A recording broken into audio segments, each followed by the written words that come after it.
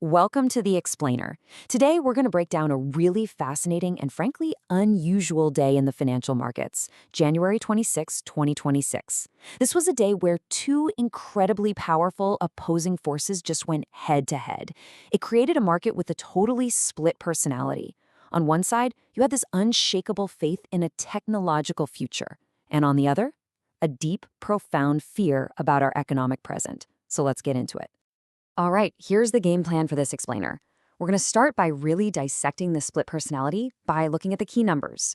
Then we'll dive into the two big stories that were driving everything, the intense fear that kicked off a historic gold rush and the almost religious faith in AI that kept the stock market climbing. We'll also look at the global events that were fanning the flames, and we'll wrap it all up by exploring what this means for you, the investor, with two very different paths you could take. If you just glance at the headlines, January 26th might have looked like another pretty solid day for stocks. The big indices were up, no big deal. But man, if you dig just one layer deeper, you find this stark, fundamental conflict raging right at the heart of the market. It was truly a tale of two different markets playing out on the same day. And this right here, this captures the day's essential conflict perfectly. Just stop and think about this for a second. On one side, you've got the S&P 500, a huge slice of the U.S. economy's biggest companies, closing up 0.5%, right near a record high. That's a massive vote of confidence.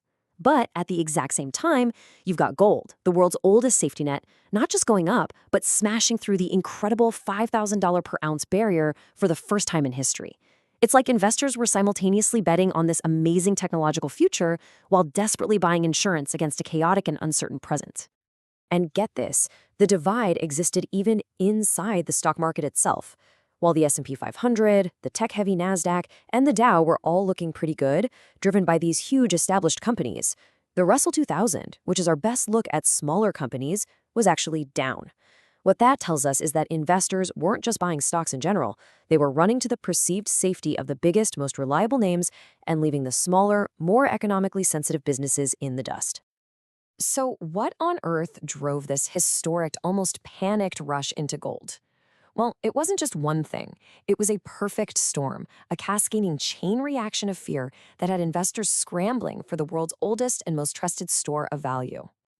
And listen, the price of gold didn't just quietly sneak past its old record, it absolutely shattered it. During the day, it briefly touched an incredible $5,100 an ounce. Now, that's not just a new high, it's a huge psychological signal that a very big part of the market is deeply worried about the stability of our entire financial system. And this whole move is a textbook example of what traders call a debasement trade. Debasement is a really powerful concept. It's not just inflation. It's a fundamental loss of faith in the value of a currency, usually because people are worried a government is spending recklessly or just printing too much money.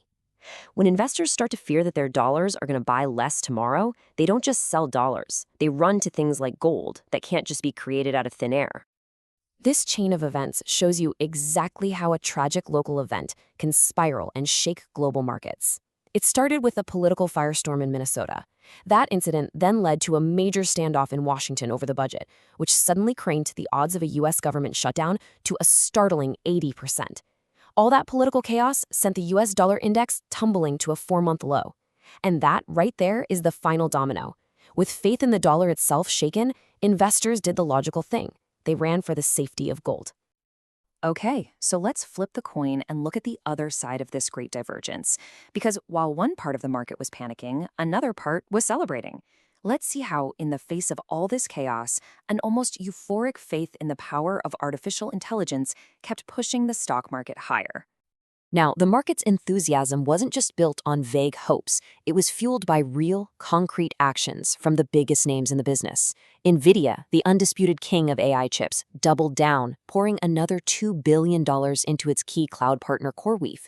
Apple, after weeks of sliding, suddenly shot up 3% on fresh optimism. And Microsoft announced its very own powerful AI chip, basically telling the world it is all in on this revolution. These aren't small moves, folks. These are tectonic shifts. And this sentiment right here from a JP Morgan analyst on Apple, It just captures the mood perfectly. They weren't just bullish, they were telling their clients that any weakness was a gift, a buying opportunity. They even raised their price target to $315. This just shows you how investors, especially in the tech world, were completely willing to look right past all the short term scary stuff, betting everything on the long term dominance of these tech giants. However, it's not all sunny skies. There's a key risk that's bubbling just under the surface, a growing worry that some of this amazing AI growth might just be an accounting illusion. The idea is called circular financing. Here's how it works. A tech giant invests a few billion in an AI startup. The startup then turns right around and uses that exact same money to buy cloud services or chips from the tech giant.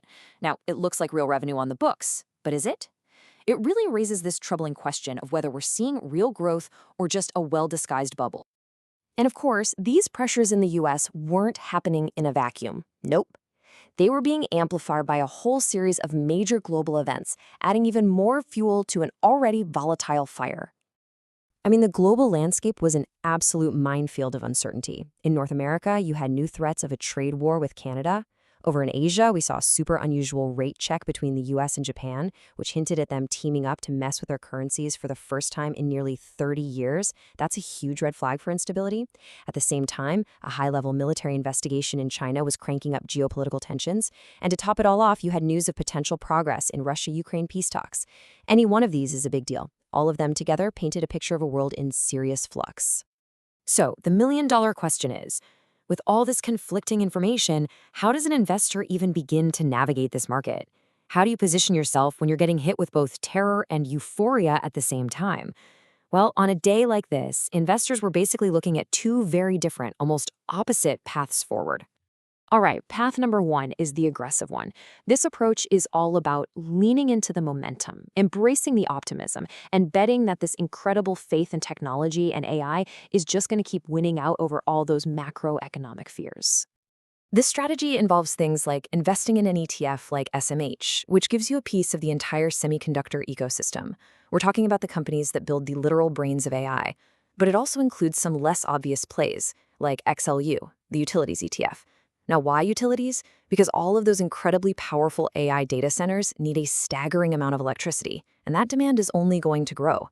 It's kind of like betting on the companies selling the picks and shovels during the AI gold rush. And then there's path number two, the complete opposite. This is the defensive play. This is where you listen to the market's fear, you acknowledge all the political and economic chaos, and you build a portfolio that's designed to withstand it all. This strategy focuses squarely on those tangible assets we've been talking about.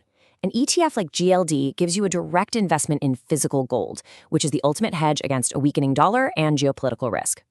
Or you could look at SLV, which tracks silver. Silver is often called gold's little brother. It's way more volatile, but it also benefits from huge industrial demand, which gives it another potential upside. So where does all this leave us? Well, January 26th wasn't about a clear win for the bulls or for the bears.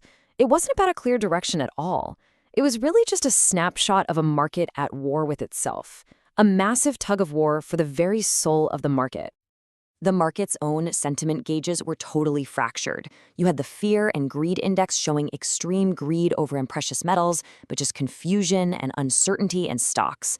But the really telling thing is the VIX index, the market's fear gauge. It closed at just over 16, a level that's pretty darn calm. In the face of a potential government shutdown, global instability, and a historic flight to safety, the stock market's fear gauge barely even flinched. That suggests stock investors are either incredibly confident or they're dangerously complacent. So ultimately, the day didn't end with an answer. It ended with a profound and pretty unsettling question for every single one of us. On one side, you have a loss of faith in our most basic economic tool, money itself. And on the other, you have this almost boundless faith in a technological future we're just starting to build. When those two powerful stories diverge so sharply, which one is going to define our economic reality? That is the question January 26 left us with. And the answer? Well, it's anything but certain.